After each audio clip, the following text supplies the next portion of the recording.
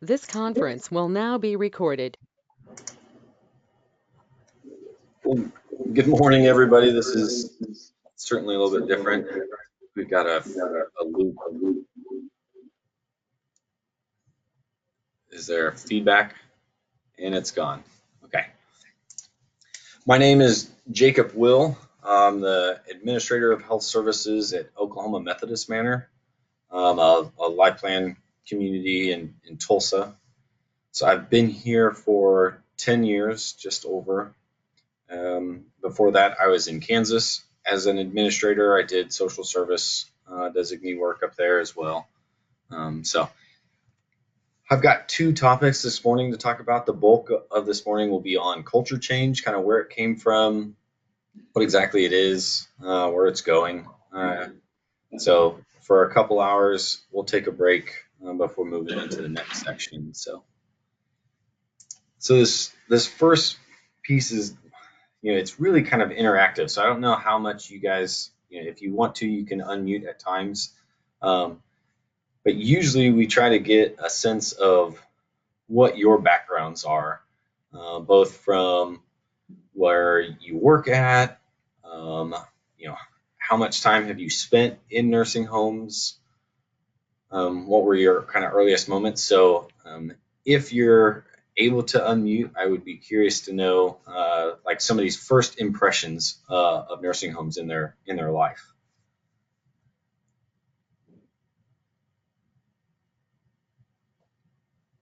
Do you guys have the option to unmute? Yeah. Okay. My first impression of the nursing homes was from the eyes of a paramedic because I was a paramedic for a long time. And my honest first impression was this place stinks, it's dirty, it's filthy, people are screaming and hollering, and it's just a miserable place to be.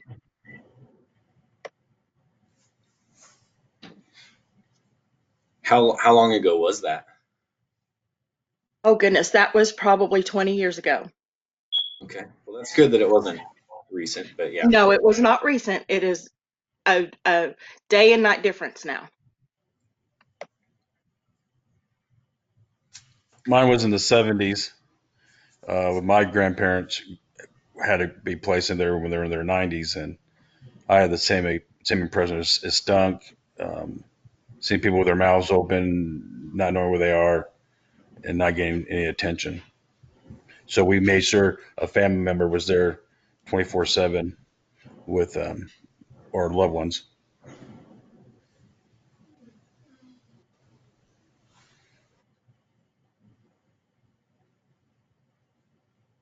Anybody else?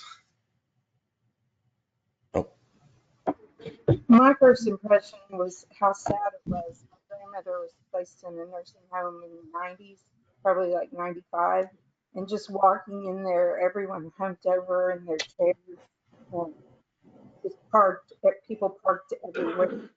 It was really sad. Yeah, I can remember being in grade school, like I don't know, maybe third or fourth grade, and we went to go visit a family friend that was in there, and immediately a woman continued to try to give me her mail over and over and over again, and I was so scared and kind of freaked out that this woman kept chasing me with her mail. But that was my earliest and kind of most vivid impression that always stayed with me. Was just people being lost and not remembering things. Now, I mean, my assumption is that if we went down the line in earliest month, there's probably not a lot of people that have really great positive first experiences with nursing homes, especially if we're going back, 20, 30 years or more. And we'll talk a little bit about kind of what helped change some of those things kind of back more in the 70s and 80s. But even just now, so you guys have those first impressions, earliest moments. Do you think that today's individuals, their first impressions or their first experiences, are they different from what you had? I think that they are very different. The homes are cleaner for the most part. Some places don't take all of the residents with dementia. There's specialized places for that, and I think it's a vast difference for the better.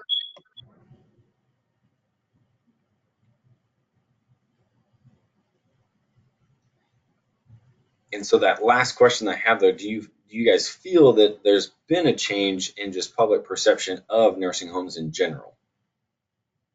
And think about, kind of the last 20 to 40 years.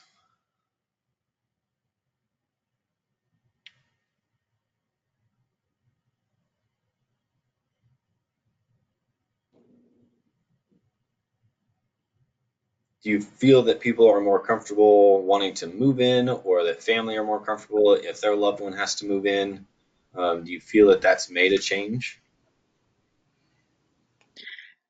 I don't know that there's been a lot of change in the public's eyes with the nursing homes, because you still have families that feel like that they need to put cameras in to make sure mom's being taken care of, and I don't think that.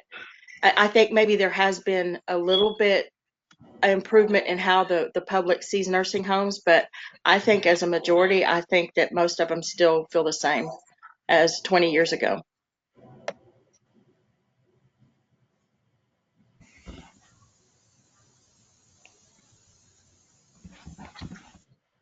I feel that there's a little change because not only the camera, uh, though people want their relatives to move back to the community, but at the same time, people have trust in bringing the people to the nursing home. Yeah, there's been a lot of, um, not only our systems were very traditional, but we traditionalized our entire society in thinking about what a nursing home was. And even now, as we try to change a lot of our vocabulary and what we call places, I mean, I talk to people often, and I explain about, we have households here. Our health center are broken into households. I'll be talking about that, and you can just tell they're not exactly getting it. And I say, well, for a lack of a better term, it's our nursing home. And they say, oh, okay. They're still so attached to what a nursing home was, that's still sometimes the only definition that they have to go by. Okay, so this whole thought of culture and why it needed to change. So I briefly talked about how we had really traditionalized our nursing home and our care. It all kind of came out of the industrial revolution. I mean, we were very much in a hospital model of task efficiencies and how best to care for people, because there was no options out there back in the day. And it was never a good system from the beginning. It never really came from the heart. And I've talked to a lot of people that have worked as caregivers for a long time and been working in those traditional settings. And I tell people, it's never that you were doing anything wrong. It wasn't you, it was the system that you were put into. So in the 70s, there was a lot of conflict in nursing homes with the care. It was getting really terrible. There was constant poor regulation. A lot of people were kind of doing anything they could to stay away from those nursing homes. And in 1980, this gentleman, Bruce, and I can't say his last name, Ledek probably, wrote this book of the unloving care, and it's a nursing home tragedy. And it helped wake a lot of people up into what was really occurring in nursing homes and how people were cared for, the lack of just empathy for people put in those situations.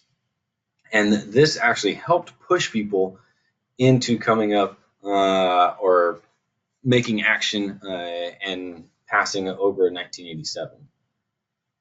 There's a lot in OBRA, but it really pushed people from just trying to keep people alive and do kind of this bare minimum to really what is the best quality of life, best quality of care. Now, again, I've got several things put on this slide. One of them that I always thought was kind of interesting was before OBRA, if a resident went to the hospital or was gone for any reason overnight, the facility could just refuse to have them back. There was a lot of emphasis put on choice, giving residents and family the ability to be more involved. And they put uniform standards kind of across the nation. There were a lot of different things happening in different states. So now there were uniform standards for anybody that was utilizing Medicare, Medicaid benefits. This also allowed our state survey process to regularly visit nursing homes, do more inspections, really follow up on people to make sure that what they were claiming they were doing, they were actually doing. So here's really big thing. So focus on quality of life. That's when they started individualized care plans. Again, I said that right to return. That's where they can, if you are living in a place, they can't kick you out for just no apparent reason or not allow you to come back. A lot of focus on safety, choice, just the right to be yourself and the right to participate in the things that you want to do. So OBRA was our biggest, how I would put it is an ignition to what initially became culture change. A lot of people started to focus on, okay, we have to find a different way to be providing care for our individuals that live in these communities. So 30 plus years now since OBRA, where are we? I think in the past maybe 15 years, you've seen even more of an emphasis in culture change, and in three real big areas that we're going to hit in as far as physical, organizational, and personal change. And that's always been what change has been around.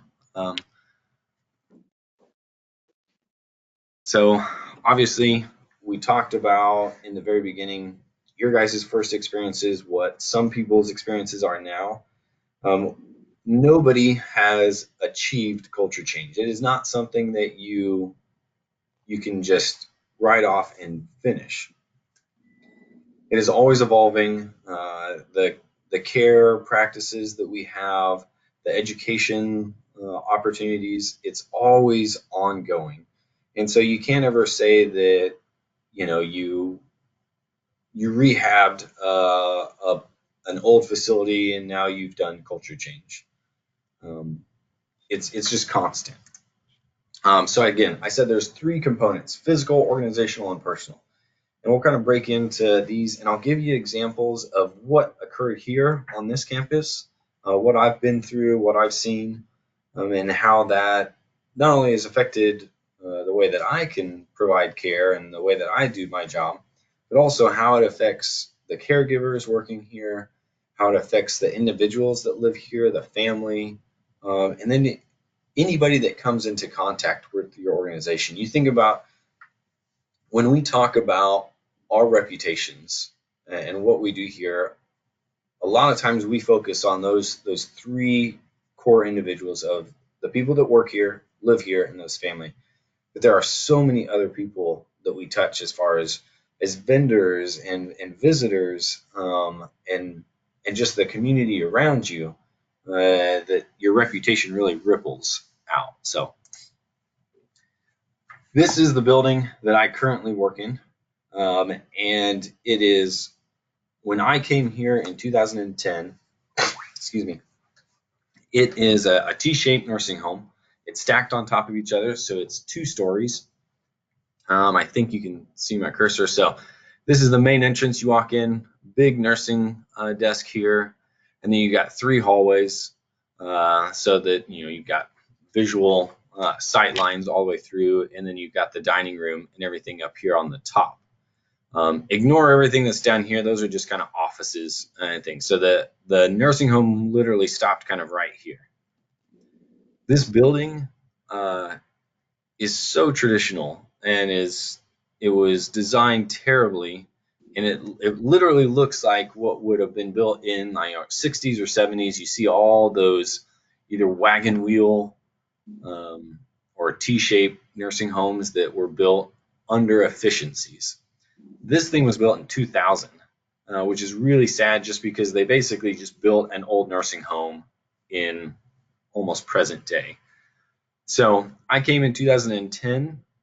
So this building was 10 years old and we gutted it. We completely changed it around. Some of the reasons we did that is if you focus in just on, this is the nursing station right here, and here's the dining room. So those of you that are familiar with kind of the old traditional ways, can anybody take a guess at what this room is here? If this is dining, does anybody want to guess what this room is? Kitchen? No, the kitchen's over here. Okay. If you think about resident care, so that is the feeder room. It was built that anybody that needed assistance with eating, they put them in here so that everybody else didn't have to look at them. And they thought that was like a really great design idea. By the time I came, so many people needed help eating. This became the feeder room, and this was the room that individuals that could eat by themselves. And they use those terms of feeder, which is just gross, just to lower somebody's self-esteem down that to call them a feeder. So we changed a lot of terminology, but yeah. So this was the dining room for everybody, everybody on the first floor. So we went through a couple different design features and landed on this way that we were going to actually break these households. So going back, we were going to break these households, this T-shape up into 3 households. So these larger ones here would have 16 people that live in them because that's how many rooms were already there. And then down here, these have 10. So it'd be a smaller house and then 2 kind of good size houses. I originally came from Kansas. I worked at a place called Meadowlark Hills in Manhattan, Kansas. And you got to go back to kind of the early to mid 2000s, even to the late 90s. They were going to do some remodeling of their T-shaped nursing home. And they were just rehabbing everything. They were just putting new carpet and new paint and kind of freshening it up, new furniture. And the CEO at the time, his mother actually lived there. And they've already got the design feature or the design from the architects. They've got all the drawings and everything. They're getting ready. And he was visiting his mother, and he went and he was actually at the nurse's station, and he said he remembers just kind of laying his head down at the nurse's station and closing his eyes and just listening to what was around him and the beeping and the staff talking over residents and all the residents kind of huddled there around the nurse's station. And he thought, if we're going to be spending all this money, if we're going to do all these things, there really has to be another way. And so they met with the architects and they said, stop what you're doing. We're finding another way. And they actually created almost similar to what we did. We kind of replicated them. And they were one of the first places to use what's now kind of termed as those household models. So this is our old area. This is this little kitchenette right here. So after it was built, they decided we need something that adds a little bit more home to it. So they added this bistro. As you see, there's a sign that says bistro. And they put kind of some residential cabinets, but then they put stainless steel on top of it. But that's where, you could get some breakfast type stuff or just to make it look like a kitchen. But then, they took 1 step forward and 2 steps back because you see this roll cage right here. They'd lock it up every day after breakfast. And so it was only open during breakfast hours. And the rest of the day you had a roll cage. And that's not what you would find in your home for any reason. So, and then when you look at it, it's just this is from when I came. So I took all these photos back in the day, but like there's a cabinet missing here. It just, there's no kind of decor. There's nothing that adds to your home value. So they tried, but it really was a fail pretty quickly. So now here's this layout again, and basically I took a photo before we started our construction. I was standing right here in this spot, and this is what it looked like. So you see the nurse's station right here. We got our big med cart and then our dining room. Now we'd actually started construction because there were windows there, but there's a construction wall right there. But that's what you're looking at. And the color scheme is as traditional nursing home as you can get. This is basically pink. And for some reason, pink was used prevalently in nursing homes for caring reasons, maybe. But so we went back, and the architect's rendering would look like this. From that same exact viewpoint, this is what we were going to do. Each one of those hallways would become its own household. You've got actual residential kitchen cabinets with a stove and cooktop, an eat-at bar for residents to be engaged at with meals, their own dining room for these 16 folks that live here, and living room, and then actually access to a patio. So again, this is what it used to look like. This was our rendering, and then this was our finished product. So these opened in 2011. This is Pretty Harbor. So you've got your kitchen here. So it's a full kitchen for the caregivers. If they need to do any kind of production, they could actually, they cook breakfast to order in these households. You've got your dining room, definitely a much more intimate space for meals, to where it's not 40 people in a big cafeteria style where it's loud and noisy. It's hard to have those conversations with people, even when they already have hearing loss and things. And then your living room, nothing real big, but it's just some more space. We also added sunrooms at the end of the hallways too, just to give them more kind of private space. So this is a standard meal, what would be happening. So they had soup every day on the stovetop. A lot of this, if it was lunch or dinner, while it's still being brought from our main kitchen, we would then move it out of those big kind of hotel pans, put them into family style serving dishes, and we would serve out of that. But so when a resident is coming down for a meal, like this is what they're seeing, which also adds to your appetite, just kind of what you want. I always thought it was funny. So when I took this photo, if you see back here, there's a pizza box back here. I remember asking afterwards, and they're like, "Oh yeah, a resident wanted pizza," and they said, so they just ordered pizza for that individual. Our households had a different model, to where they had almost kind of this petty cash, and so when individuals want something different, they can do that. Or if they want a hamburger, we've got a George Foreman grill that they actually take out onto the patio, and they can cook up a hamburger and things. So you just give people a lot more choice and a lot more options, and the physical environment can give you access to a lot of those things. So again, here's just some different photos. So this is one of those living rooms. If you were kind of standing at the back of it, I think this is still in Pretty Harbor. This is again that same meal. And we didn't use any steam tables or anything, because we didn't want there to be any actual harm or like a resident to get hurt. So we use these warming trays that then can be put away, to where you have open cabinets if you want to do more like baking options or anything like that. And then these are just warming lamps that sit there. These two pictures at the bottom, this is actually one of those households that only have 10 individuals in them. So we utilize that for short stay rehab. So again, they still have that same kitchen area, that same dining room, but there's not really much of a living room. Individuals that are living in those spaces are, short-term therapy. They're going to be doing therapy, eating their meals, or kind of resting from therapy. So we actually set up all those rooms with TVs and phones already, so that if they're wanting to relax, they can relax in their room. But they're only there for, on average, it's like 3 to 4 weeks. So it's not like they're going to be building a lot of relationships with maybe the individuals living there or spending a lot of time kind of gathering. So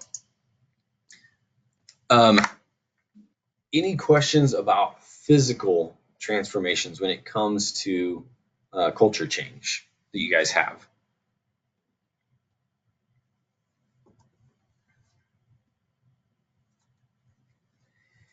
This is a really big misconception for a lot of providers in our profession, is that culture change is physical, and that all you have to do is get the new furniture or build the new plant space, add in private areas or add in a bird cage here and there, things of that nature. And that really physical, while it may be the most expensive, while it may be the most visual change that you can make, it probably has the least amount of impact when it comes to really changing the culture of your environment. So again, a lot of people think that, or will state that they do culture change because they have purchased new things, or they have updated their facilities and things. So it's a trap that a lot of people fall into. So now organizational change. This, is a standard organizational chart. For most organizations, what you would see is you've got, your executive director, a CEO up here, upper level management, mid-level management, your caregivers, direct care workers here. And oftentimes it's not stated, but here's the residents, then, down here. So when it comes to organizational change with culture change, it comes down to what focus do you put on when large and small decisions are made in your organization. And the first icon here, small, is the new efficiency. So with any organization, you still have to be efficient. I mean, there are limitations to what we can do. But the way that we broke up those households to try to give people more power, more autonomy, more intimate spaces, we definitely created some inefficiencies between having it in that big T-shaped nursing home. I mean, you can work off of a smaller staffing model with that big open thing. And I forgot to mention it, but we had that big nurses station in the middle right here. When we started our construction, we had our contractor take that nurses station out as careful as they could. They took it outside, reconnected all the pieces of it, and then we had all the caregivers and anybody that wanted to come out, and we took sledgehammers and axes and saws, and we let people just destroy it, because we wanted them to really understand that we were tearing down the old traditional system and recreating something new. So if you ever have an opportunity to do that, I've now done that at 2 different places. It's not only just kind of a fun thing, but it also gives another ignition to show people the power that they have as an individual to break down something. Okay, so small is now the new efficiency. So when it comes to creating something new, sometimes it's easier to do it in these smaller pockets, that people will understand the power that they have, the autonomy to make those decisions when it's in a smaller area, smaller, not impact, but they see the actual change occurring.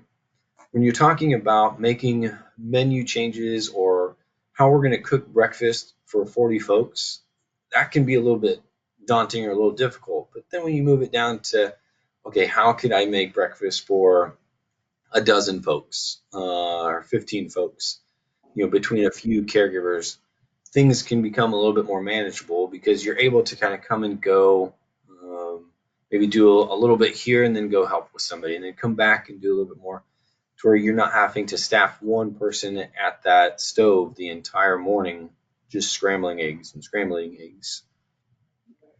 So when we talk about breaking it down into smaller areas, we're really focusing on, again, how can we empower those individuals in small groups. Consistent assignment, I think, is almost now universal, that almost everybody tries to do this, to where, since we have 6 total households, we have 6 teams. And each team has a household manager. They hire those individuals, they orientate those individuals. And so when they're coming on, they're joining that team. They're building relationships not only with those same coworkers that they work with, but the individuals that they're going to be providing care with. You can never provide good care for somebody that you don't know. You can't. There's limitations. You could be the best caregiver. You could have the best outlook, be the most positive person ever. And when you meet somebody, that care that you provide on day 1 versus the care you provide on day 30, when you now know their routines, you know a little bit about them, you can have those conversations, day 30 is always going to be better than day 1. And so we want people to build those relationships. We don't want you to have that thought of, you leave work, at home, you come in, you put on that shield, you do work, and then when you leave, you drop your guard again. We want caregivers and residents to share common bonds and to talk about family and the holiday traditions they have. And I mean, right now, with all of our holidays coming up, I mean, during a normal year, obviously, there's a lot of blending that occurs between what occurs off campus and what occurs here on campus. And so that consistent assignment is what really brings that out in individuals. It allows them, again, to foster that relationship. Universal workers. I've now been at 2 organizations that have done this, and there's always pros and cons to it. So a universal worker, just by definition, is a licensed care worker, so CNA, CMA, LPN, RN, that not only does whatever their immediate role is, providing care, passing medications, doing treatments, but also is now trained to where they could do anything that a resident might ask for. So housekeeping, anything with culinary, as far as making a meal or helping serve that meal. Those are kind of the 2 biggest things. The other one might be with life enrichment, so activities, I think. So when we built our households, so for 16 individuals, there's 4 caregivers. There's a nurse, a med aide, and 2 CNAs. That's what our budget is kind of set at. There is no housekeeping. There is no dining. We have 1 lead kind of activities individual for the entire building, which there's 82 people that live here. So those 4 caregivers are essentially responsible for all the care that occurs in there, all the meals, all the housekeeping, the majority of the life enrichment activities that occur. And so they were really built and set up for universal workers. It works well when you have the right people in there, but it's sometimes difficult to do. And so we've had up and downs with this. I think for a while, if you go back to kind of the early to the mid 2000s, universal workers was really kind of the thing. And if you weren't doing that, you needed to find a way to do it. I'll tell you right now, we are taking a step back from that. So starting January 1st, we will actually reintroduce dining and housekeeping into our households, what we have found is that those tasks are the first things to drop off somebody's to-do list. If a resident has a need, you're working with giving somebody a shower and you've got somebody else on a call, like things of that nature, and you still haven't cleaned up from breakfast, or you've got some bathrooms to clean, well, you're going to be working with those residents first. And it always seems like there's always work to be done with residents. There's always something to do to where those other tasks just fall off. My phone's ringing. And so we have found, okay, if we can put a little bit of that expertise back in there from some dining aspect, from some housekeeping aspect, take those daily tasks off those caregivers so they can just focus on the residents, we think that's actually going to be a benefit to us. So we don't feel like it's going to make any negative impacts with our culture. We will need to really work carefully to ensure that we don't get this us versus them. People kind of fall in these silos of, oh, this is all I do. We're going to continue to keep everybody their food handlers cards so that they can still participate in dining, still helping serve. They can cook when need be and things. And obviously, anytime there's these one-off type spills or housekeeping needs, they should be able to handle that as well. So it's really just bringing support to them in those other areas. So universal workers is something that works really well at some places. It's worked really well here. Right now, we're kind of on a downside, so we're going to change something a little bit different. But it is a way that some people make an organizational change. The Eden alternative, typically, if we were all sitting in a room, I would ask how many people know what the Eden alternative is. So the Eden is Dr. Thomas is a physician that started this, him and his wife, years ago now, 35 plus years ago.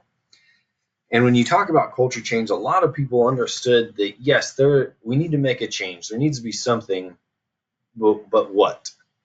And so the Eden alternative was that what? It provided a framework of, okay, this is how you change people's minds. This is how you train people. They have different kinds of educational opportunities. So I'm actually an Eden educator. So we have performed over the last 8 years, maybe a dozen Eden associate classes that I have taught. At one point, we had 4 Eden educators here at Oklahoma Methodist Manor, and I think there was only 8 in the state. So we were really on the forefront of kind of the Eden's path in Oklahoma. So now I'm the only one still here, and we still do some of those things. But we've also done some neighborhood guide trainings, which are more for kind of your mid-level managers to help them move people through the process. So these last 3 things that are on here are geared more at the Eden alternative. But the Eden alternative's golden rule is, as management does unto staff, staff do unto residents. And so it's, as an organization, how do you treat your caregivers? How do you treat the people that are the direct care workers?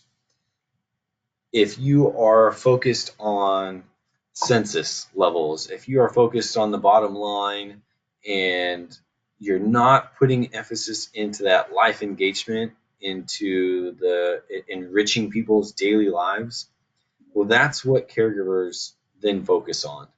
And they kind of have this more cold approach to things. They might not have the feeling or the flexibility that allows them to do something different. Or when that resident says, hey, I really want pizza, they're going to be like, well, it's hot dogs. That's the only thing we have tonight. Versus if they feel like their management supports them and continues to tell them, like, hey, find new ways to engage with people, find new ways to allow residents to make decisions, well, they're going to feel more comfortable to be like, well, let's order some Mazio's pizza then, or trying to find different options, or even saying, maybe if they didn't have that option, maybe they say, well, maybe we can talk to the kitchen, maybe we can have pizza later this week, or maybe we can make sure that it shows up a little bit more on the menu. How you treat individuals that work here drastically affects the care that's provided. When you think about an individual's mood when they're coming to work, and if they're having a crappy day from minute one, the care that they provide people is going to be subpar, to where if they came in, enjoyed what they did, had positive interactions with not only kind of their direct supervisors, but anybody in administration. I used to joke at an old place that I worked at, when I would see the administrator coming, I'd be like, oh, man, what did I do now? Like I said, I always enjoy it when I don't see you. And him and I talked at one point, and he said, that's really not the feeling that I want. I want, when I show up, to people to just feel like we're, can have a conversation. I can visit people, that it doesn't have to be, oh no, the administrator's here. Everybody stand straight, act right. You almost get that feeling of being a surveyor, that when you walk in, everybody gets a little tense and nervous. So, I've been here long enough. I know tons of people. I have personal relationships. One of the things that I do when I'm walking around, there's kind of 3 questions I always try to ask people. Off the bat, I just say, hey, how are you doing? Which, so many times, and even in today's society, it's just a blanket statement. How are you doing? Oh, I'm good. But sometimes I push people a little bit more, like, no, I mean, like, how are you really doing? How's today for you? Trying to ask something personal about them. I try to learn, are people, in school trying to do something different, or, what's going on with their family? Just something that shows that I can connect to them more than just what they're doing here at a job. And then lastly, I try to always end with, is there anything you need from me today? Is there anything I can do for you? And you'd be surprised at the answers that you get. I mean, some people are like, no, I'm doing good, but it could be something really simple. I mean, I learn a lot about broken things, about, light bulbs, or, hey, we really need to get this room painted. It looks terrible. Or just the other day, somebody said, we have 2 floors and there's 2 scales. The scales are showing different weights. And so they take the weights on the first floor, and then they minus a couple pounds because they know it's off compared to the other one. And somebody said, we could really use a new scale. And I had no idea. And so now we've already ordered a new scale. But, if you don't get yourself out there, if you don't try to participate just in the daily life and make people more comfortable with you, sometimes you don't find out those things. And again, I think showing people that investment turns around, and then they want to invest in the people that live here, and they want to find new ways that can help and benefit them. And then they listen to those things. And when a resident asks for something, they feel like, okay, I know where to go to now get that for you. And that almost leads into this next one, this decision rings. So just imagine a target. You've got like the circles. So you got the big circle, and they just get smaller and smaller. And if you put the resident in the center, direct caregivers on that next little bit bigger ring, go outside, then you got like kind of mid-level, and then by the time you get all the way to the outside, you've got, CEO or boards, anything like that.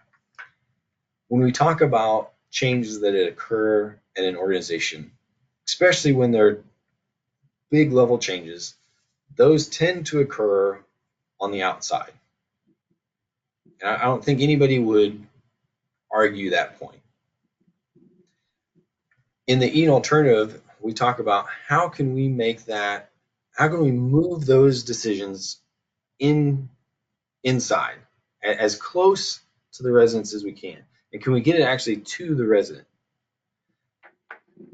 When we're training people to be an Eaton associate, we break them up into these separate groups, and usually we would be able to do this with you guys too, and we would give you different options, and we say, okay, right now this meal planning is decided kind of at that mid-level management. It is the chef, maybe you've got like a CDM that creates your menus, things, but that's where it's created, and they make these rotating menus, and they try to give good options, and sometimes they ask for feedback and stuff. But how could that decision, being out there with those one or two or small group of people, move in closer together? So this is a very common one that people try to tackle when we're doing these trainings. And what they usually come up with is, maybe there's a food committee, maybe there's already one, or maybe there isn't one. But that food committee, whatever options they give or the feedback that they give, where is that going? Does it actually make an impact in those menu planning, in those decisions? Or is it just they get together, they gripe about things being too salty or that we have green beans repeatedly? Just the other day I sat in one and they said, I feel like we have potatoes like every meal. And I heard that, and I, in the back of my mind, I was like, okay, guys, yeah, like you may feel that way. We went, while we were sitting there, our director of dining said, let me go grab the menu plan. He came back in, potatoes every meal. Straight up potatoes were every meal that week. It was like mashed potatoes or roasted potatoes, but I mean, it was like over and over again. They're like, can we, we don't need potatoes every meal. And so he was like, oh my gosh, he didn't even realize that he had been throwing it in there over and over again. So again, we found ways to move that decision into the residents or into the direct caregivers. Again, breakfast. What time is breakfast served? How long does it go? Are those things set in stone by management because of our staffing schedules and how many FTEs and things that we have? Or do we start first with residents and say, and poll everybody to see, hey, what time do you wake up? When do you want to have breakfast? And what you'll find is that not everybody is, I want to eat breakfast at 7:30. But based on our old efficiencies, our old traditional model, it was get everybody up and get them down for breakfast as fast as we could. I worked with a gentleman years ago, and he was a CNA to begin with. He had worked his way up to being a CEO at the time, but when he was a CNA 30 years ago, he's kind of this bigger guy, big, strong guy. And when they would come on staff that morning, the nurses would choose where the aides went. And the nurses would always argue over who got the CNA because everybody wanted him on their hall because he was big and strong and he could move people faster than anybody. And he was so proud of it. He could wake everybody up, get them into their, into the bathroom dressed and in their wheelchair and lined up before breakfast even started. And the nurses loved that about him. And he said, thinking back to it, it just made him sick at what he felt being a good caregiver was. And it took a long time for him to realize what he was doing was wrong. And again, it's not that it was wrong in his heart, it was just the system around him. So I bring that up because when we look at meal times, a lot of times we're setting it up based on what is efficient for us, what works best for our staff and for our systems. But is that truly best for the individuals that are living there? Is that meeting their needs and what they want? I can't imagine that everybody in society, when you get 65 years or older, now all of a sudden you eat dinner at 4:30. Yet our meal times start at 4:30 and everybody's eating, and is done by 5:30. I mean, I don't even leave work before then. There's no way I'm ever, eating dinner at that time, or same thing with most of the people that work here. Yet for some reason, and people, one time I got into an argument because a chef was like, well, if we made it earlier, they would eat earlier. And I said, well, no, they do that because they want the freshest food, and they know that at the beginning of the meal is their best time to do it, because we hold food for 2 hours in a hotel pan and it gets crappy after 2 hours. And so they don't want that leftover junk. They want the fresh stuff. It's like, so if you pushed your meal back, I bet they would come at that time too and they would enjoy it. And now we've actually moved, at least in our assisted living side, we have cook to order. So there's a menu and they can choose from different things. And we have line cooks. And so things are being made constantly. And we did that because so many people were just coming at one time. And that was really what it was. They wanted fresh food. And they felt that if they didn't come at the beginning of the meal, they weren't going to get that. And now that we went more to a line cook, line prep style, you start to see that starting to spread and spread and spread. And actually, when we cut down some hours because of COVID, people were really upset. They were like, I don't come down until such and such time. And it really showed that, hey, people are starting to flow out. And it made it a little bit easier on the servers in those restaurants because they weren't having to try to rush all at the beginning. It was, you kind of have like separate seatings almost. So a few different options there. That's the decision range. Trying to change the way your organization makes not only day-to-day decisions, but really big ones based on your systems and things. And again, sometimes those decisions or the actual authority to say yes need to be made on the outside, but trying to get as much input from the inside and really listening to that input, making changes into what the output is going to be based on that. Finally, there's this idea of a world maker. And this really leads into that last one, that personal change. But a world maker, we wanted every individual that works here to understand the impact that they have on people.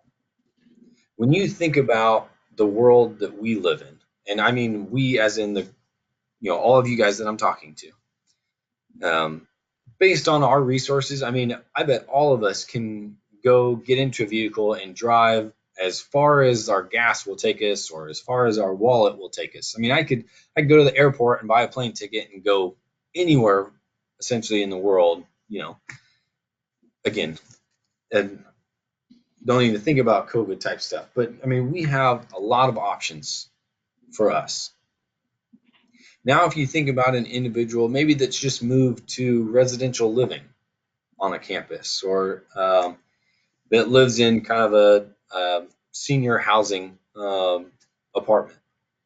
Now, they may still go to the grocery store, the library, some of those smaller functions, but now their world's getting a little bit smaller. Small enough to maybe it's just the town that they live in. Maybe they don't travel to see family anymore. Family's coming to them. There may be individuals that don't even leave the campus. I mean, there are people that live here on this campus in our residential living that, they've got everything they need. There's a bank, there's a little grocery store, there's meals that are provided, there's plenty of activities, and maybe they don't drive anymore. So maybe their world is now to this campus for the majority of the point.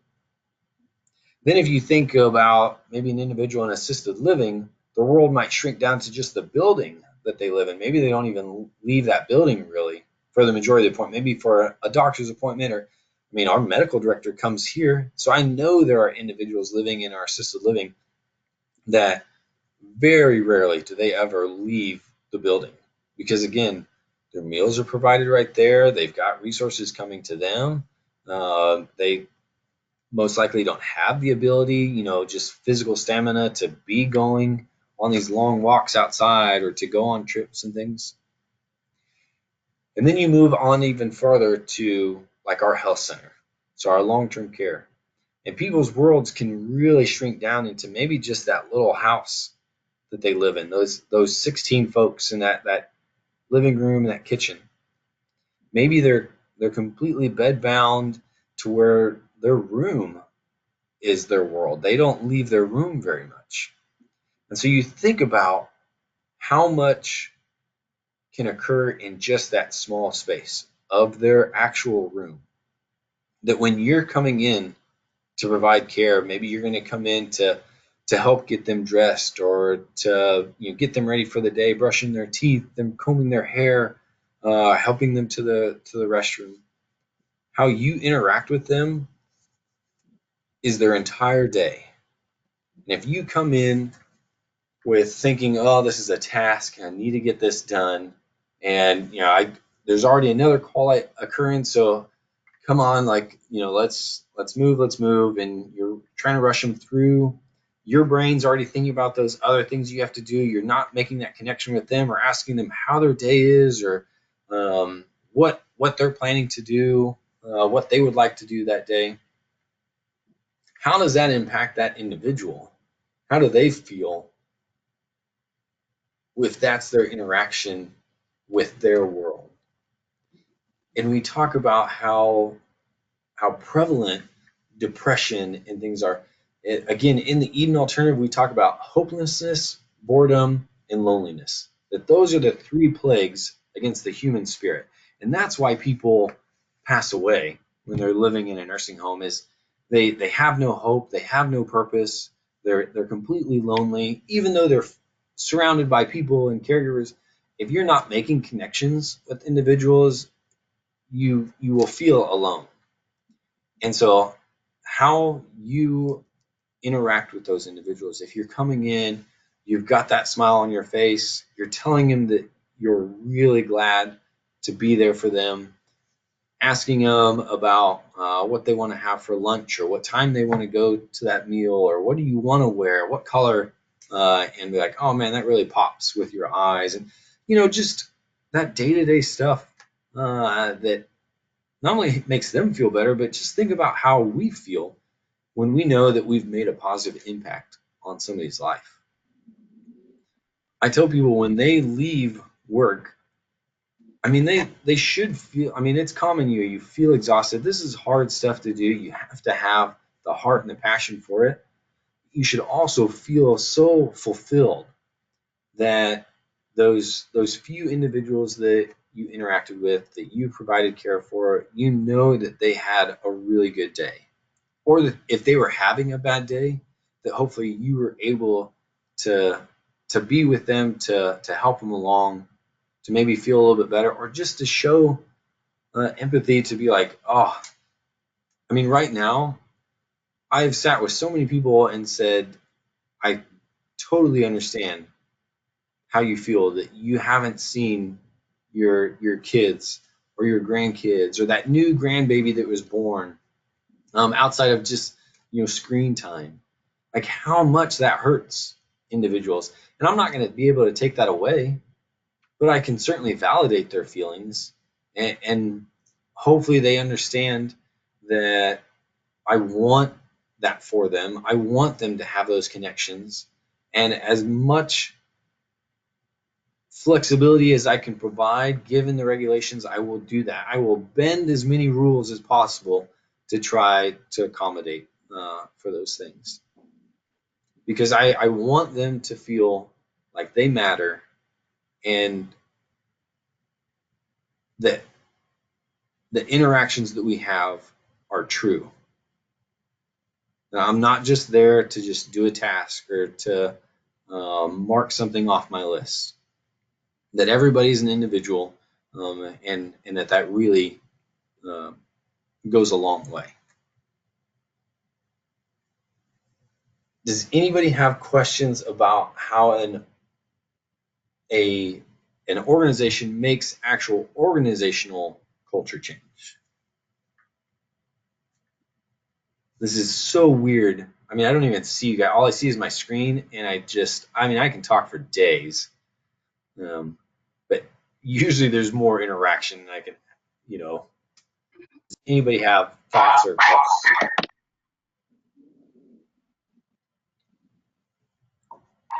I just think that it's important that the facilities take small steps for their culture change. Sometimes it's just tweaking a little thing here and there that makes a big difference. Changing your meal times, broadening your meal times, things like that. but I know I was associated with a building that tried to do a whole bunch of culture change at one time, and it was just a horrible failure. So small steps are better than no steps. I mean, you bring up a really good point that when an organization wants to do a lot of this organizational change and physical change, I mean, it is extremely difficult to do that all together. It really needs to be a process of you're tackling some things and moving through, because yeah, it already change is hard to swallow for all of us, and if you want people to really buy into it, you have to go step by step and show that, oh man, this was a great benefit and how well this worked. Now we can maybe tackle something else. And yeah, if you try to do everything at one time, you are going to fail every single time. That's a great point.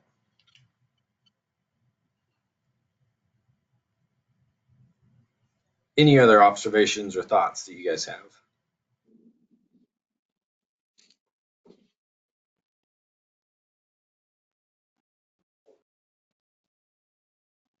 One thing I would say about organizational change is that you do not have to have any physical change to have these things occur. That, I mean, just like you mentioned the meal times and stuff, that you don't have to change your kitchen layout or anything of that nature. Like, you can do a lot of things with your organization without having to put tons of money and resources into it. So sometimes it's just the time and effort of making that educational opportunity for individuals and things. So, all right. So we've talked about really big ones. The physical change, obviously, we just said it costs money. It takes a lot of time to rehab or to build new. I mean, you can't just snap your fingers and have it occur. Organizational change, again, it takes time and resources to train people to invest in, okay, how are we going to make this new system and things. So the last one then is personal change. And this is on an individual level. I tell people that there is only one thing you can change, and it's yourself. You can't make other people change. You can only affect what you do on a day-to-day basis. And then hope that through your own actions, your own steps, that you will show people the right way. So usually I'm curious, what people's roles are, where they're at. You're obviously all in this administrators university to hopefully, gain your administrator's license. Maybe some of you are kind of in line to do something already. You've been working with an organization that's wanting you to go through this. But I'm always curious why individuals are here, or how you ended up in this profession. And so I'll give you my background of kind of where I came to this, and I'd be curious if anybody would be willing to share. So I went to college. I'm from Kansas. I went to Kansas State University. I went to college pre-dental. I had wanted to be a dentist since I was little, and I don't know why, but I just had always wanted to be a dentist. And in my freshman year, I had to take a course where I heard multiple health professionals give speeches just about what their job was, and it was a 1-hour course that I had to take. But I was really interested when a nursing home administrator spoke and talked about what they did, and kind of just the background of nursing homes. And I was like, oh my gosh, that. And so I started to just research it a little bit. And what I came up with really quickly is that I hate nursing homes. They livid. I mean, they make me furious. And that passion has not changed at all. I hate nursing homes today. And so I changed my major, and I was like, I'm going to create something that I knew nothing about culture change, nothing at all. and really had very few experiences in nursing homes. I had that one family member back when I was in grade school, but then my grandparents, not until later, in their life did they ever live in any kind of community or anything. But so I switched majors, and I said the only way I'm going to make an actual change in this is from the inside, and so I'm going to become an administrator, and I'm going to do things different. And I just got lucky that in Manhattan was an organization, Meadowlark Hills, that was kind of on the forefront of doing these things. I got an internship there. And it wasn't until then that my eyes opened up to, oh man, okay, so now this is what I need to be doing, and this is how I need to be changing. But it's why I'm here in Oklahoma, because somebody called me one time. First of all, they asked, hey, have you ever thought about living in Tulsa? And I said, no, I have never thought about that. And they said, well, we've got this T-shaped nursing home. We want to change it into something different. And I said, yes. And so I came here for 1 year to be kind of this culture change agent. Was kind of an odd title that I had, but I was going to help them transform their nursing home into something different. And that 1 year stint has now turned into 10 years. So I'm still here at this same organization. But I jumped at the opportunity to actually fulfill what I had originally got into, was to destroy a nursing home. And so I enjoy that anytime I can have a piece in destroying a nursing home and offering something different. And I still go. So our national conference, the Leading Age National Conference, it's virtual this year, so I don't get to refuel my tank. But every year they have these huge vendor expos with just hundreds of vendors. And without a doubt, there will be somebody selling furniture. They used to actually have the U-shaped tables there. They don't bring them anymore, but they have them up on their big poster. And I love to get in arguments with them because I think a U-shaped table is the worst thing ever to provide care to help people in a dining room. And so I always get really mad at that, and that helps me understand why I do what I do. So a little bit of background on me. I hate nursing homes. I want to do something different, and so that's why I got into it. Anybody willing to share kind of where they came from, how they found their way into aging services?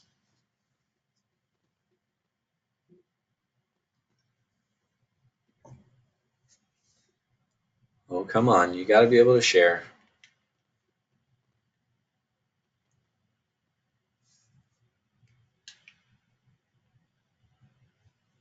What I find is, go ahead. I got into this after working years of ER and emergency medicine, so it was kind of an accident. A friend of mine conned me into applying for an assistant director of nursing position. So it was really a big shock to me going from the emergency room to long-term care. But it has really helped me bridge my way of thinking as an ER nurse and as a long-term care provider. It makes a big difference. It kind of pulls it all in together. So I haven't regretted my decision so far. It's been about 10 years now. So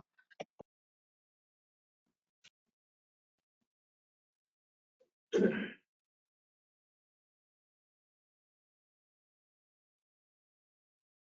find that a lot of people get into this, especially like caregivers, get into this maybe because they had a family member that they needed to provide care for. And that led them to, I want to do this more permanently for other individuals, other family. And so, this really takes a different kind of person. It's a different kind of passion. It's really from the heart. And so when we talk about personal change, it's making that change from what we used to do in that traditional model. It's giving people that opportunity to see that, hey, you do not have to do that anymore, that there is another way. And when people see that, when people understand and realize that, that's when you can start to do that organizational change. If people do not change personally, you'll never be able to make that organizational change. You'll never be able to make that organizational shift. Because when it comes down to it, remember I said it's that world maker. It's inside that room, what happens between the elder and that caregiver makes all the difference. And so if an individual doesn't think that they can make that daily impact on that elder, then they're not going to try. So the biggest culture change occurs within ourselves, within the way that we view elders, the way that we view the systems around us, and the way that we view the power that we have to create something different. Whenever we make an organizational shift here at our organization, it always starts with how is this going to impact the elder and the individual providing that care?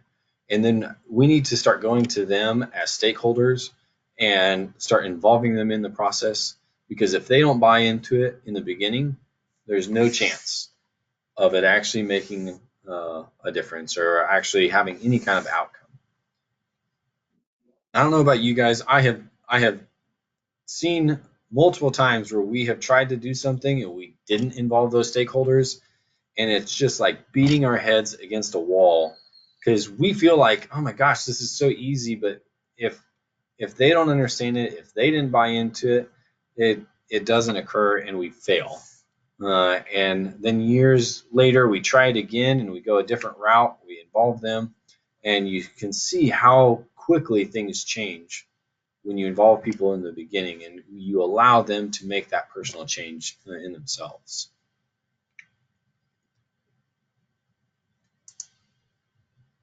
All right. Okay, so this presentation is this is the first time I've ever given this presentation. Matt Lloyd, who has been my mentor for many, many years, is actually the one that usually does this, and I hope I'm doing him justice in this. This is not him, but I don't know where this picture came from. I'm using all his slides pretty much. So the Foolish Gardener is a fable out there, and it basically comes down to if I was creating a garden, there's a lot of steps to it, but I certainly wouldn't just plant the seeds and walk away and expect there to be fruit or growth when I come back to it. The same way is that if I want to make an organizational change and I give people all the resources to do it and then I just leave, I never check back in, I never come back around to see what needs to change, there's never going to be a solid output. It's not going to take hold in that organization. And so using that fable, we talk about how there is constant growth, constant need to tend the garden. We talk about institutional creep as kind of like the weeds in the garden. If we didn't do anything else, eventually that institutional creep would come back in, because it's in our nature to think about, oh man, if we just did it this way, it'd be a little bit faster, or it'd be a little bit easier on me if I just took this shortcut here and there. And eventually that leads back into some of those traditional models finding its way back in. Dr. Thomas, again with the Eden Alternative, he talks about the dragon. The dragon is the traditional way. And every time we let some of that institutional creep come back in, we're feeding the dragon, and he's getting bigger and bigger.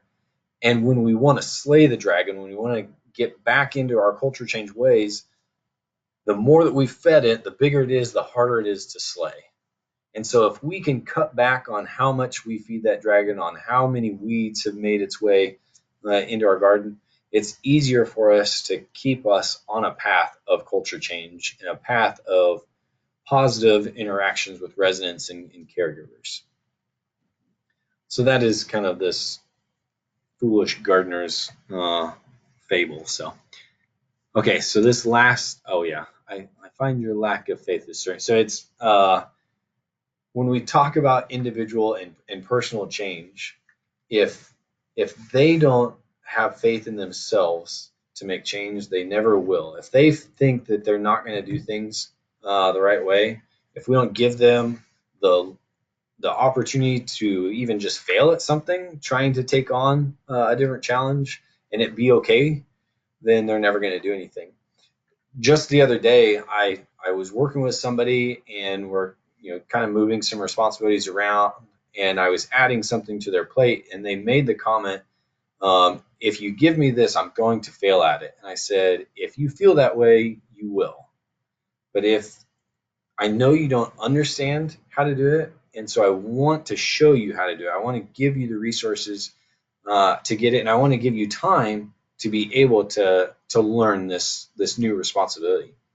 I said, but if you continue to think that you're going to fail, you absolutely will fail at it. And so again, we want to have people have that faith that they can make that personal change, that we can all come together and we can make that organizational shift, and that culture change can be continually obtained and improved upon over and over again. The last thing that I have, and it is totally unfortunate that we are not together to play this game of Special Mouse. But I'm gonna do it as best I can, just with you guys, and basically I'm just gonna explain how we do it. So the way that I'm gonna do this though is I want you guys to see me. Get away. Okay, can you see me now? Hello, I'm a real. Yeah. Okay, so this is me. I'm Jacob. So Special Mouse. Special Mouse is a game that, again, Matt Lloyd created, and we have, I don't know how many times we have done this game with caregivers, with board members, with family members. I do it through our Eden class. We do it through the Administrators University. So it's getting more and more widespread. But what we would do is, and the reason I want to explain this all out to you is because you can then take this and you could do it with any team that you work with. And I think it's a really good way to engage people to think about the residents themselves and what our daily life can sometimes look like.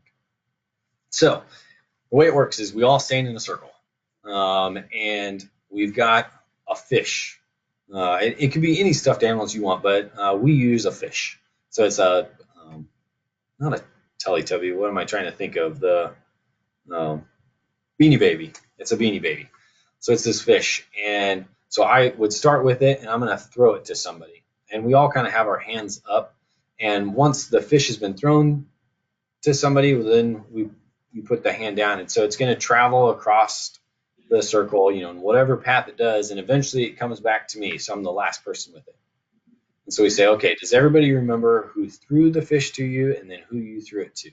And we'll do it again just to make sure. So we throw it, so it goes back and forth. So now we've got this path kind of lined out. And so I say, okay, so we're going to start the game. And here's the rule of the game. Here's these fish. We don't want them to touch the ground. So when you're throwing it back and forth, try to catch it. And so we do the path. And I say, all right, so now we're going to do two fish. So I would throw one fish and it starts on its path, and now I'm throwing another one. So you see these fish are starting to cross paths, and sometimes people are, they're not the best at catching or throwing. And so once in a while, maybe a fish hits the ground and there's and we pick it up and we continue on. And we keep adding fish until there's 4 fish in this mix. And so now you've got fish flying in every which way. Sometimes they collide in midair. Sometimes somebody's holding a couple of fish because they forget to throw it on. But that is now the base of the game. Is all these fish are being thrown. You have this path that they need to go through. So now we add in another thing, and we use a lobster, and it's a hard toy. It just needs to be something kind of hard and that stands out. Now the lobster goes around the circle. So you're always going to pass it to the individual on your left. And so what would happen is I start the lobster and it starts going around, and now I start the fish. So you have fish flying in the air, you have a lobster being passed around, and so oftentimes I'll be standing there and I'm looking out for the fish, and I've got the lobster and I'm like slamming it against the person to my left, trying to get them to take it so that I can focus on catching the next fish that comes to me and throw it. And then we introduce the last, once we've got all the fish landed back to me, the lobster is wherever the lobster is. We introduce the last piece, and it's Special Mouse, and it's this blue Beanie Baby mouse. You say, okay, new rule. You know the fish, you know the lobster. This is Special Mouse. Special Mouse cannot hit the ground. Whatever you do, it cannot hit the ground. And so we start again. So now the lobster is going around in a circle. I throw a fish, maybe another fish, and now here comes Special Mouse. And so I throw out Special Mouse, and it goes to the same individual I've been thrown to. And it continues to make its way around. And oftentimes, again, maybe a fish hits the ground, maybe the lobster hits the ground, but we work really hard. And in almost every training, Special Mouse never hits the ground. And what happens is that sometimes people will, they holler at whoever they're throwing Special Mouse to make sure they have their attention. They throw it to them. Other people might stop throwing fish at that time so that it can cross safely, kind of things. But we go around the end, and by the end, now I'm holding on to all the fish. I've got Special Mouse. He hasn't hit the ground. Lobster, again, is just wherever a lobster is. And so we say, okay, this is the game of Special Mouse. And I ask people, what do you think these things represent? So now we've got to interact right now. So I'm talking to all of you. So what do you guys think the fish are? What do they represent in our daily work? You want to take a guess?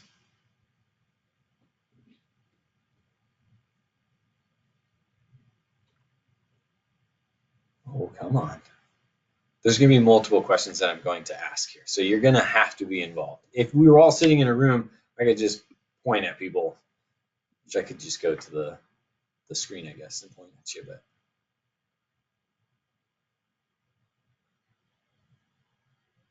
okay. Ask the question again. I'm sorry. What do you feel like the fish represent in our daily work life?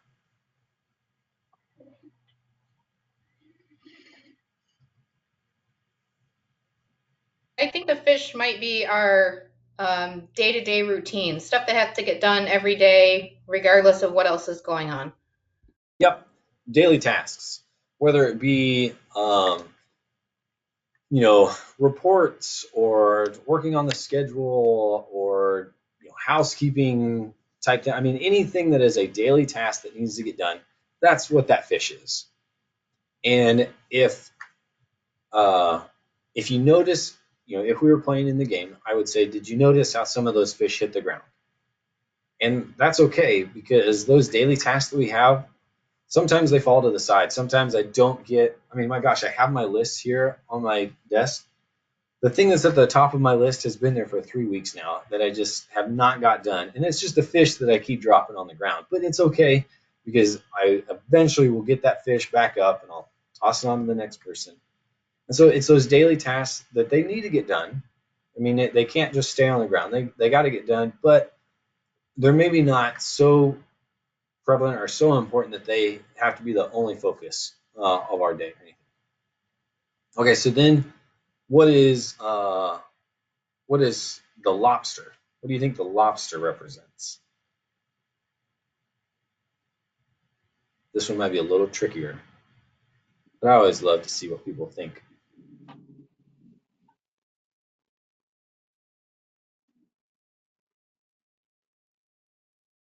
Go for it. Nobody can see you. Doesn't matter if it's not right.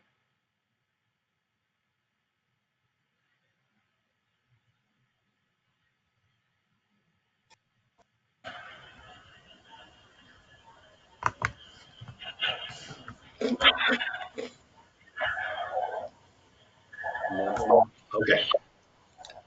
Go ahead.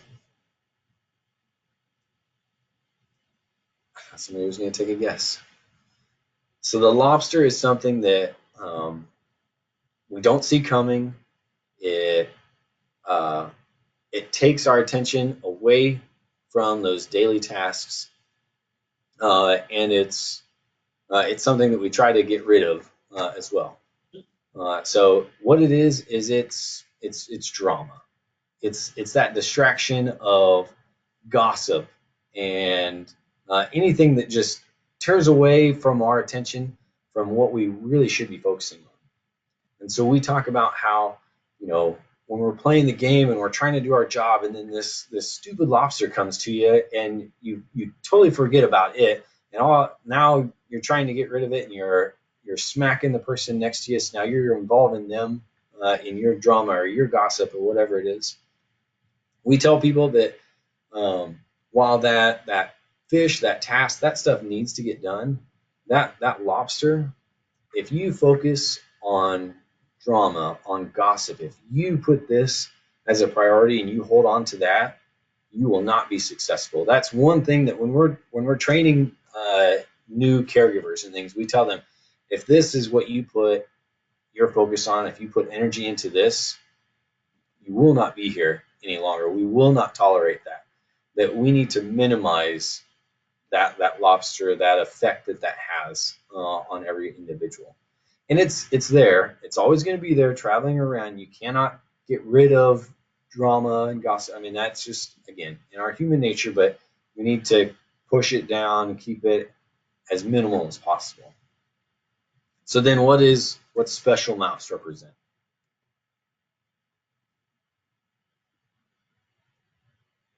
Somebody take a stab at it.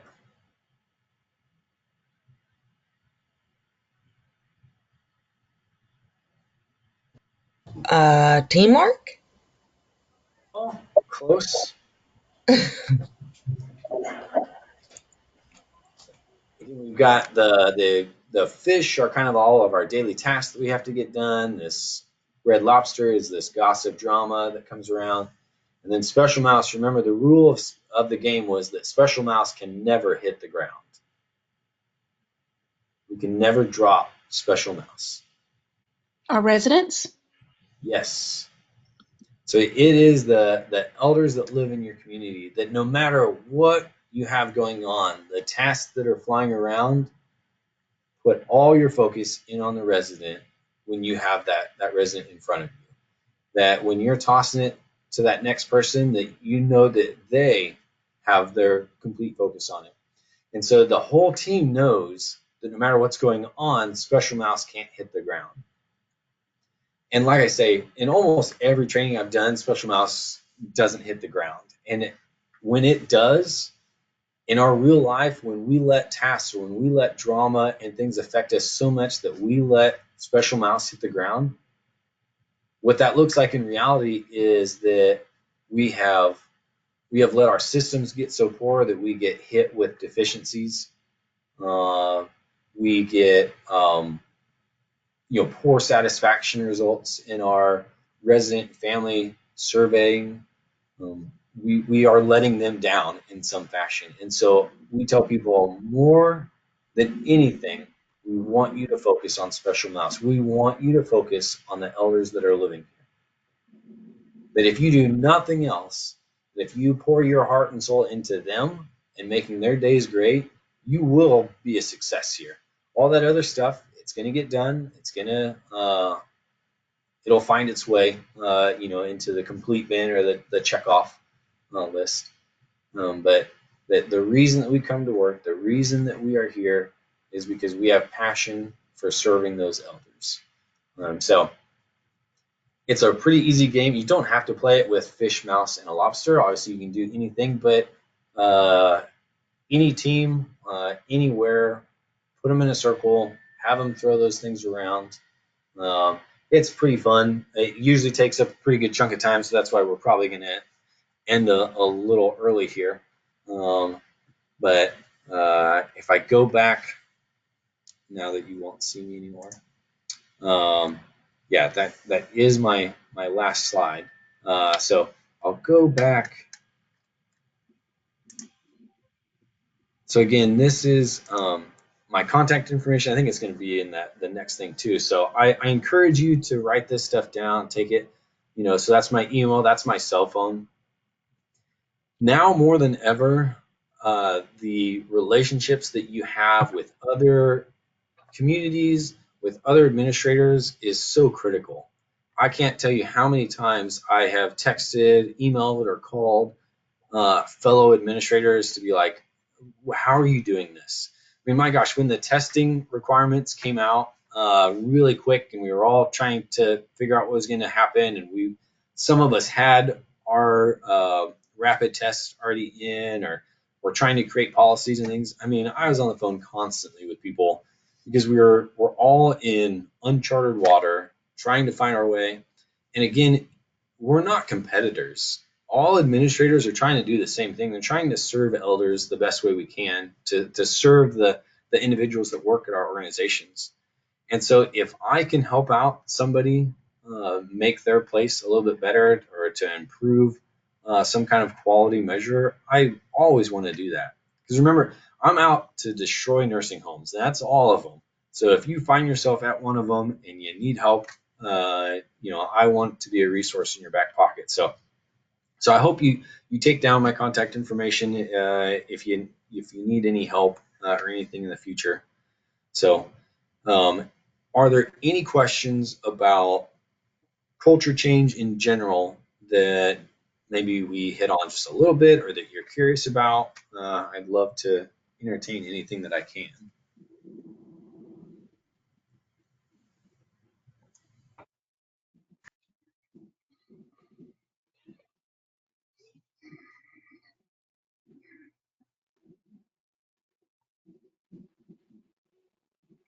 It's fairly quiet out there, so. Did you have any issues with staff not wanting to comply with the cultural changes? Great question. Yes, always. One of the biggest shifts that we did here at Oklahoma Methodist Manor, before we had even done the physical stuff, we wanted to start getting into consistent assignments, changing kind of some of our schedule things to match resident needs. And we had weekend Baylor. So if you're not familiar with Baylor pay, it's you work 16-hour shifts on the weekend, so it's 32 hours, but you get paid for 40.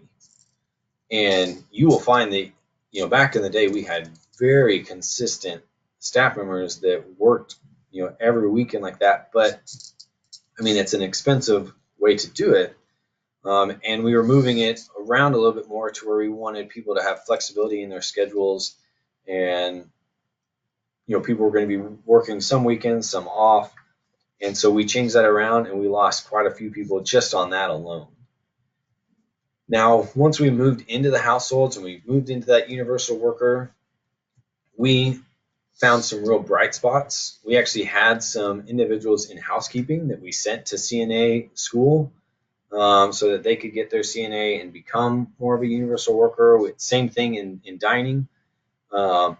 And then we had some CNAs that when we started cross-training and training them in housekeeping and dining, it doesn't work for everybody. And so we lost some people in that regard.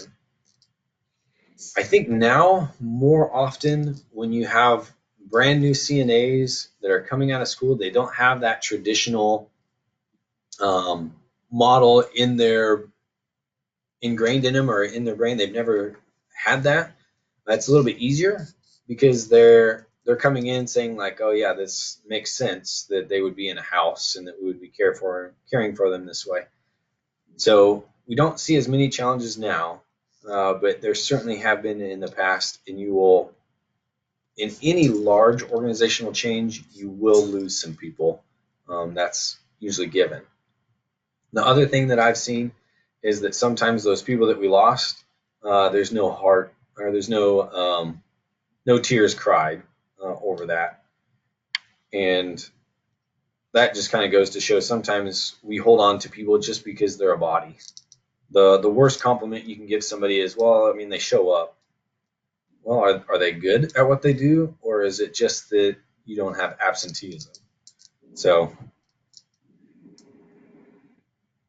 that's how I would answer that question. Yes.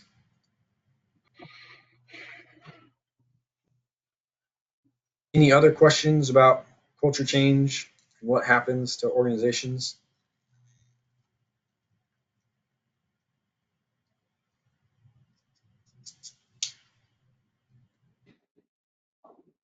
Okay, again, the last thing that I would leave with you is that it really starts with that personal change. Even though I gave you the presentation from physical to organizational to personal, it's easiest that way. The easiest thing to do is the physical change. The next kind of thing in line is that organizational. The hardest thing to do is to actually get people to change the way that they think and feel. But it also is the most important and the most critical if you're ever going to do those other things. As new administrators, somebody had already mentioned something about, you can't do everything all at once. I've personally known one administrator that they were so psyched about this stuff. They got their administrator's license. They went off to kind of like a small rural community, and they were all about it. And they were going to make all these changes, and within a year they were no longer there because they ate them alive. Because you can't throw everything at them all at once. So when you become an administrator, when you get into that role and you see things like, oh my gosh, we need to make changes here, don't go full force. Take it step by step. I don't know how many of you are familiar with Dave Ramsey, the financial guy, and his debt snowball philosophy, that if you have all this debt, take on the smallest debt that you have, so that when you pay that off, you have this feeling of accomplishment, and then you start with the next largest one you have. Don't pay attention to what has the highest rates of interest rates and things. Just go after the small things. So when you become an administrator, maybe find that small thing that you can help people make a change, and then when they see that success, it starts to kind of create that snowball, and then maybe you can take on this next task. And again, as you start rolling those successes into multiples, then you can start taking on those big challenges of organizational and physical change. So that was a great point that somebody had brought up, and I'm really glad that we discussed that. So okay, I appreciate you sticking with us through kind of this interesting way of teaching. I know that we're going to take a break here. So Z, what time do you want us to come back the next presentation? What time you want it to come back?